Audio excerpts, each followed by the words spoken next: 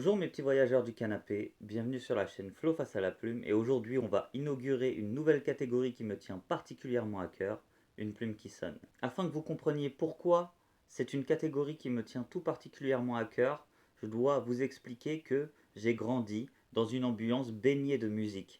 Mon père étant musicien depuis plus de 30 ans, j'ai découvert à travers lui des univers musicaux très variés, que ce soit dans le monde, dans le temps ou bien dans le style de musique que je pouvais écouter ou entendre au quotidien. J'ai toujours trouvé que tenir un propos cohérent tout en prenant en compte la particularité de la musique, c'est-à-dire avoir un travail de rime ou au moins de sonorité et avoir un travail sur la rythmique important, était quelque chose de très difficile et du coup j'étais admiratif de ça. C'est bien pour ça que j'ai commencé tous mes travaux d'écriture par l'écriture de paroles de chansons moi-même il y a de ça à peu près 15 ans. Initialement, je n'avais pas prévu cette catégorie pour la chaîne, mais je parle régulièrement autour de moi de mon amour des chansons et de la langue française dans ces chansons. Lorsque j'ai présenté le projet de la chaîne à un de mes collègues, Abraham, il s'est rappelé que nous échangions souvent sur ces paroles de chansons. Et il m'a dit, mais pourquoi ne pas faire une catégorie où tu décrypterais un peu les paroles des chansons qui t'ont le plus plu et pourquoi tu les as aimées, qu'est-ce qu'elles ont techniquement d'intéressant. Et j'ai trouvé que c'était une très bonne idée que j'ai conservée immédiatement. Et aujourd'hui, vous êtes sur la première vidéo de cette catégorie, donc je voulais remercier et mon père pour l'amour de la musique et Abraham pour cette idée de catégorie. Pour cette première vidéo, j'avais envie de parler d'une chanson et d'un texte que j'affectionne tout particulièrement, tant sur la forme que sur le fond. De plus, je pense que ce texte correspond exactement à l'idéologie que j'essaye de mettre en place sur la chaîne avec cette communauté de voyageurs du canapé. En effet, elle parle de voyage qu'on peut faire également à partir de son canapé, même si cette fois il est musical. Je parle de Voyage immobile du groupe Hocus Pocus. Si vous ne connaissez pas cette chanson, je vous invite à aller l'écouter dès maintenant et à regarder l'analyse ensuite, ou bien à écouter l'analyse pour aller l'écouter ensuite, comme bon vous semble. Voyage immobile est la 14e et dernière piste de l'album Place 54 dont vous pouvez voir la pochette juste ici. Ils ont décidé de clôturer leur album par cette chanson et je trouve toujours que les ouvertures d'un album et les clôtures d'un album sont vraiment importante sur la cohérence qu'on a voulu donner au projet et le message qu'on veut faire passer. Du coup, je suis souvent très sensible à ces premières et dernières chansons. Et là, en l'occurrence, ça a encore été le cas avec Voyage immobile, qui est une chanson incroyable à mon goût. Cette chanson parle de l'histoire de la musique et de l'industrie de la musique, notamment en France. En fait, Vincile, le chanteur du groupe Hocus Pocus, avait envie de partager avec nous la découverte qu'il a pu faire d'un univers musical qu'il ne connaissait pas jusque-là. Il commence par nous expliquer qu'il avait l'habitude en France de voir toujours les mêmes formats de chansons, les mêmes genres musicaux, et que du coup, quand on lui avait parlé d'univers musicaux différents, avec moins de codification, moins de blocage dû à l'industrie, il avait été curieux de ça et qu'il avait entamé le voyage de découverte. Et il nous raconte ce voyage qu'il a pu mener au fil de ses écoutes dans l'histoire de la musique qui finalement lui était inconnue alors qu'elle est l'origine même de la musique qu'il fait aujourd'hui, le hip-hop, en passant par le gospel, la soul, le jazz, tous ces styles musicaux qui ont fini par déboucher sur le hip-hop. Il nous fait partager la richesse de ce qu'il a pu découvrir tout au long de la chanson et dénonce d'autre part l'industrie musicale qui ne s'intéresse pas nécessairement à tous ces talents et à toute cette magnifique musicalité s'il n'y a pas de profit à prendre en retour. Il dénonce cette course au profit de l'industrie musicale qui, parce qu'elle ne génère pas nécessairement assez d'argent, met de côté certaines musiques qui n'arrivent du coup pas à la majorité des auditeurs, auditeurs qui ne découvrent donc pas toute la richesse musicale et la diversité qui peut exister dans le paysage musical, que ce soit dans le passé ou aujourd'hui d'ailleurs. J'ai toujours été très sensible aux propos défendus dans cette chanson. De plus, j'ai adoré la manière dont Vincile, par sa plume, a abordé le thème en parlant d'un voyage immobile, notion que je défendais moi-même pour les livres auparavant et également pour la musique. Du coup, partageant cette opinion et partageant cette vision du voyage, je trouve que cette chanson correspond exactement à ce que j'aime le plus dans les paroles de chansons qu'on peut trouver dans le hip-hop français. C'est notamment grâce à cette chanson que jeune, je me suis penché sur certains styles musicaux et que j'ai pu découvrir certains artistes qui ont marqué l'histoire de la musique et qui ont marqué aussi un peu mon histoire au fil de mes découvertes. Enfin, pour la petite anecdote, lors de leur tournée pour leur troisième album 16 pièces, j'ai moi-même pu assister au concert qu'ils ont fait au Zénith de Paris, où j'avais réussi à emmener mon père. Premier concert où j'emmène mon père à la découverte d'un artiste qu'il ne m'a pas lui-même présenté. Du coup, c'était fort en émotion. Et ils ont ouvert le concert par cette chanson que je vous présente aujourd'hui. C'est un des moments de concert les plus incroyables que j'ai vécu et qui me marquera à coup sûr pour toute ma vie. Maintenant que je vous ai parlé du message que Vincil voulait faire passer dans sa chanson, on va regarder comment la forme qu'il a mis dans son texte est au service du fond de ses propos qu'il veut défendre. Il ouvre sa chanson sur une partie de texte qui présente à quel point il pouvait trouver stéréotypée la musique qu'on lui proposait dans le paysage musical français. Pour ce faire, il utilise les phrases que je vous fais apparaître ici. J'ai débuté ce long voyage un matin, dégoûté par mon paysage quotidien, je ne voyais que des blocs longs de 3 minutes, taillés dans le même roc et dans le même but. Au-delà du travail des rimes qu'on peut apercevoir sur les fins des deux premières phrases et des deux dernières, on peut noter également la présence du mot dégoûté qui montre vraiment à quel point il veut appuyer sur le fait qu'il en avait marre de ce paysage qui était tout le temps identique. Enfin, dans ces 4 phrases d'ouverture, il met en place la métaphore filée du paysage, en parlant de son paysage quotidien et des blocs longs de 3 minutes taillés dans le même roc et dans le même but. Cette métaphore, on la retrouve également lorsqu'il parle de cités sans cloison, d'architectes rythmiques, pour décrire l'univers musical qui lui est pour l'instant inconnu et qu'il va découvrir par ce voyage.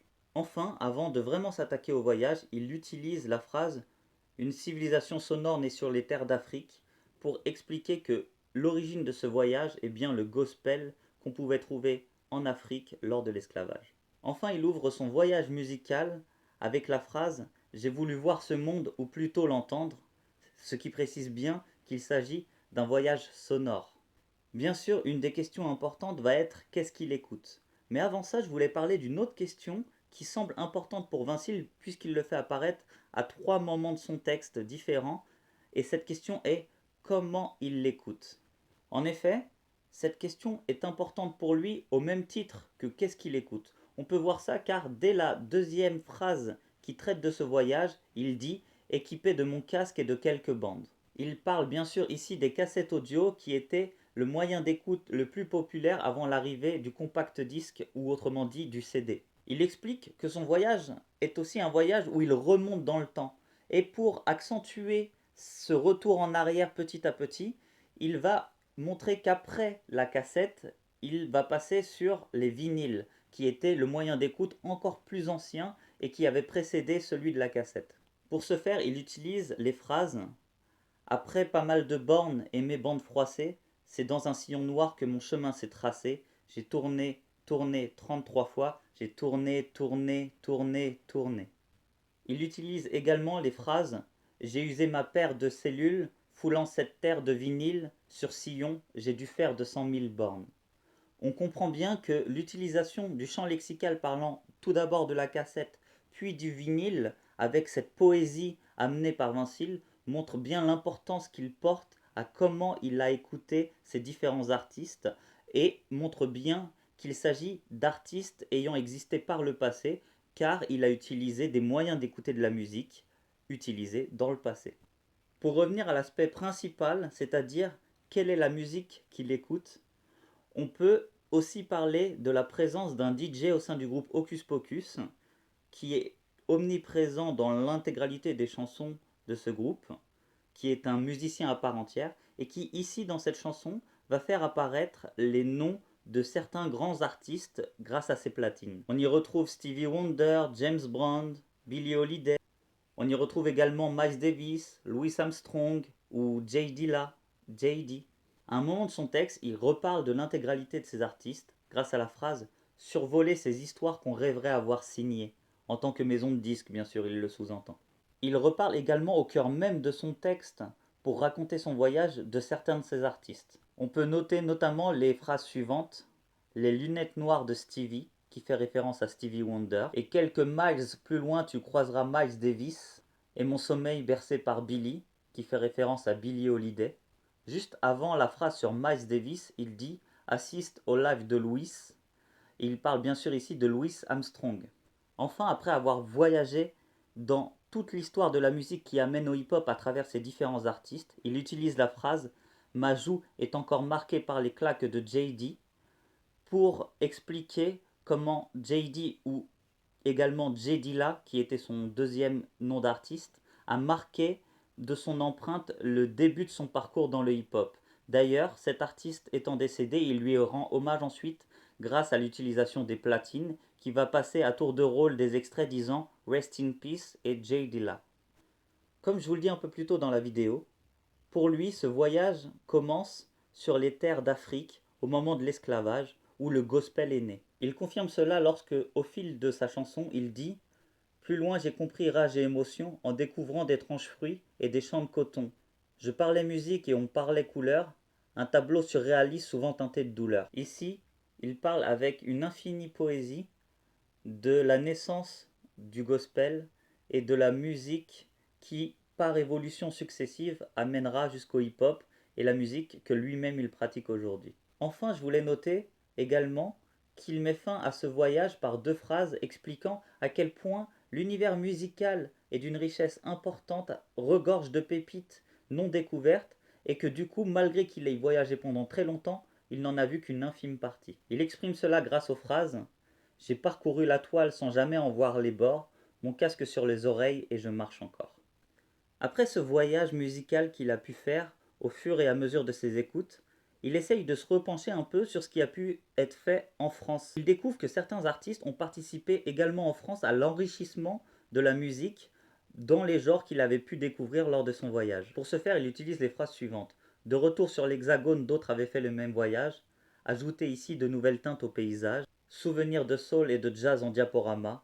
Du groove et des phases dans le panorama. Cependant, en opposition avec ces nouvelles découvertes qu'il a pu faire dans le paysage hexagonal, il constate également que les acteurs de l'industrie musicale en France ne sont toujours pas prêts à entendre parler de ce genre de musique facilement. Pour cela, il utilise les phrases seulement sur ce bout de terre étrange mentalité, car on jugeait souvent les chiffres avant la qualité. Je parlais musique et on me parlait profit, j'avais pas le bon lexique et sûrement pas le profil. Par ces quatre phrases, il montre bien que malgré tous les efforts qu'il faisait pour expliquer sa démarche musicale, il n'était pas nécessairement entendu. D'ailleurs, si je dis pas de bêtises, il a monté son propre label On and On, où il produit ses propres albums qui sont seulement distribués par les grands groupes de l'industrie musicale française.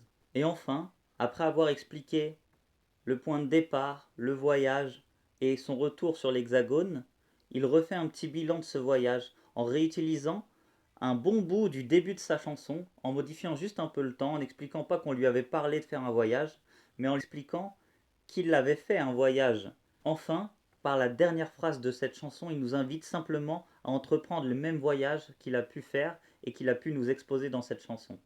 En effet, la phrase J'ai voulu voir ce monde qu'il dit au début de sa chanson pour initier le récit de son voyage est transformée en Je voudrais que tu vois ce monde comme dernière phrase de la chanson. Je trouve qu'il n'y a pas meilleure fin et que cette phrase est impactante. Ensuite, bien sûr, il y a tout un passage musical magnifique. Cette chanson, au-delà du texte et de tout ce que j'ai pu vous présenter jusqu'ici, est vraiment intéressante musicalement, en tout cas dans mes goûts musicaux. Je vous invite donc à aller la découvrir à votre tour et peut-être à prendre goût à la découverte de ce groupe un peu atypique dans le monde du hip-hop que peut être Hocus Pocus. J'espère que cette première vidéo, Une plume qui sonne, vous aura plu, que je vous aurai fait découvrir une chanson qui j'espère vous plaît, ainsi qu'un groupe qui peut-être vous plaira pour l'ensemble de son parcours musical. J'espère que ce nouveau format de vidéo vous aura plu. N'hésitez pas à me le dire dans les commentaires de cette vidéo. Si jamais vous avez aimé cette vidéo, vous pouvez également la liker, la partager dans votre entourage et vous abonner à la chaîne si vous voulez découvrir le reste des contenus de la chaîne ou bien être informé de la sortie des prochaines vidéos de cette catégorie. Si vous voulez échanger avec moi, participer également à des lives que je peux faire, n'hésitez pas à aller sur mes réseaux sociaux. Les lives se font sur mon compte Instagram, mais vous pouvez également me suivre si vous n'avez pas Instagram sur ma page Facebook. Vous trouverez le lien de mes deux réseaux sociaux dans la description de cette vidéo. Mes petits voyageurs du canapé, je vous souhaite une bonne écoute et réécoute de cette chanson. Je vous dis à très bientôt pour une nouvelle vidéo et d'ici là, portez-vous bien.